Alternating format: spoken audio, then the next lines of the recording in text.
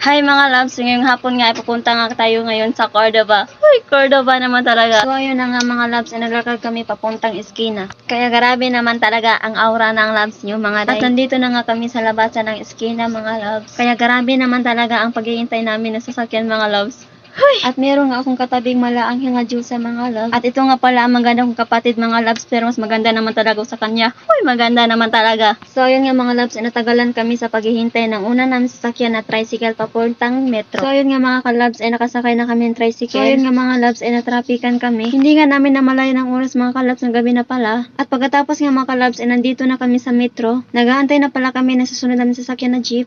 At tingnan nyo naman, napaka-haggard ko talaga mga ka-loves. At nag-aantay nga kami ng ilang minuto mga loves sa paghihintay ng aming susunod na sasakyan. At habang nga kami ay nag-aantay ng aming susunod na sasakyan mga ka-loves, ay nagkakatuwaan nga ang aking mga kasama. So ayun nga mga ka-loves, ay nakasakay na kami ng jeep papuntang Cordova. Piti muna yan mga loves, dahil sa huli ay masusukalan talaga yan. Uy, masusuka naman talaga, wag naman. Pagkatapos nga namin bumiyahe mga ka-loves, ay nandito na pala kami sa Cordova. At pinuntahan nga namin ang 1,000 Roses. Dito nga namin pinuntahan ang 1,000 Roses mga loves, dahil maganda nga ito. At ayun nga mga ka-loves, ay nakapasok na nga kami sa 1,000 Roses. Tingnan nyo naman mga ka-loves, apakaganda nga dito. At ngayon po talaga ako nakakita ng malaking singsing sa buong buhay. Apakadami naman talaga ng mga tao na kumukuha ng mga litrato. At ito naman itong mga magulang ko ay kinukuha na ng picture. Ay, apaka-sweet naman talaga. Tingnan nyo naman mga ka-loves, apaka-sweet talaga ng dalawang to. Ay, naku naman talaga. Hindi ko maiwasan ng bighani sa lugar na ito mga ka-loves. Apakaganda nga naman. Paano ba kasi mga loves, nag-iibahan ang mga kulay ng roses. Hoy, nag-iibahan naman talaga na pabuo ng buhay ko. Ay, aba naman talaga. At pagkatapos nga namin mga loves, ay nag-order na kami ng pagkain. At pagkatapos nga namin pumunta sa 10,000 Roses, ay nandito naman kami sa 5 restaurant. At madaming ang tao mga loves ang nag-aantay sa labas at tawagin ang kanilang mga pangalan. Kasi hindi ka nga makapasok kapag hindi pa tinatawag ang iyong pangalan. Hindi ka nga basta-basta makakapasok dito mga loves kasi may nagbabantay. Sa sobrang tagal talaga mga loves, ako ay nagugutom na. Ay, aba naman talaga, gusto ko nang kumain. Pwede papasukin mo naman kami. Ang nasa gitna ko pala mga loves ay ang mama kong maganda. Hoy! At sa wakas naman talaga mga loves ay tinawag na ang pangalan kaya kami ay pumasok na. Akala ko talaga yung nasa gilid mga loves ay swimming pool, hindi pala, upuan pala yun. Pagkatapos nga mga loves ay pumisto na kami. Maganda din pala dito mga loves. Tignan nyo naman ang view mga loves. Ako kaganda talaga, parang pang mayaman. Hoy, mayaman naman talaga. Kaya naman talaga mga loves, apakasaya ko dyan kasi makakain na ako. Kaya naman talaga apakagrabe ng post ko dyan mga loves. At ito mga loves ay katabi ko nga yung kapatid ko maganda. I mean ako pala ang mas maganda sa kanya.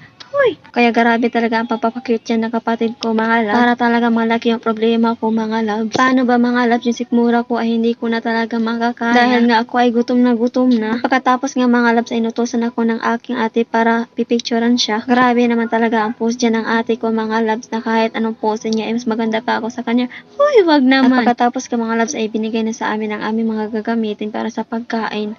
Ay, hindi na talaga makakaya ng sikmura ko mga loves. Gutom na talaga yung mga alaga ko mga loves. At nang dahil nga sa gutom mga loves ay kumuha ako ng kutsara at tinidor at nag-imagine ako nakakain. Yung hindi mo nga mapigilan sarili mo na gutom na kaya nag-imagine ka na ng parang kumakain ay para naman talaga nababaliw na. Pagkatapos nga mga loves ay dumating na yung pagkain namin na in-order. Ay, salamat naman talaga at ako ay makakain. At pagkatapos nga mga loves ay sinerve na sa amin ang aming mga pagkain. Ito nga pala ang in-order nila mga loves. Hindi ko talaga alam kung anong pangalan ng mga pagkain yan mga loves. Basta ang nasa isip ko lang talaga ay kumain. Akala ko nga talaga mga loves ay kakain na kami. Yun pala ay magpapicture muna kami. Kahit ako talaga mga loves ay gutom na ay pinipigilan ko pa rin. Kaya naman talaga mga loves ay nakikipicture na din ako sa kanila. Kung akala mo talaga mga loves ay kakain na yun pala ay hindi. Magpuposting ka pa rin pala talaga. Hay na ako naman talaga gutom na ako. At sa wakas naman talaga mga loves ay pwede na kami kumain kaya todo talaga akong kuha ng mga pagkain dyan mga loves. At nang dahil nga sa gutom na mga loves ay ako ay kumain na kaagad. Kaya naman talaga mga loves ay dinamihan ko ng aking pagkain. Kaya mga loves ay natapos na namin ang aming mga pagkain at hindi namin alam na may susunod pa palang dessert. Hoy, dessert naman talaga. Pag nagkikwentuhan mga magulang ko mga loves ay meron akong nakitang isang bata.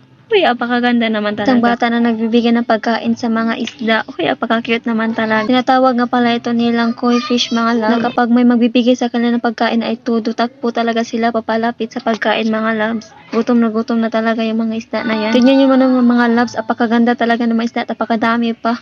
Makasabi ka na talaga ng mga wow mga loves kasi apakadami naman talaga ng mga isda at habang kami ay nag-aantay ng aming dessert mga loves ay nag-aayos muna ako ng aking buhok kasi apakabuhaghag na yung parang isang linggo hindi ka na naliligo.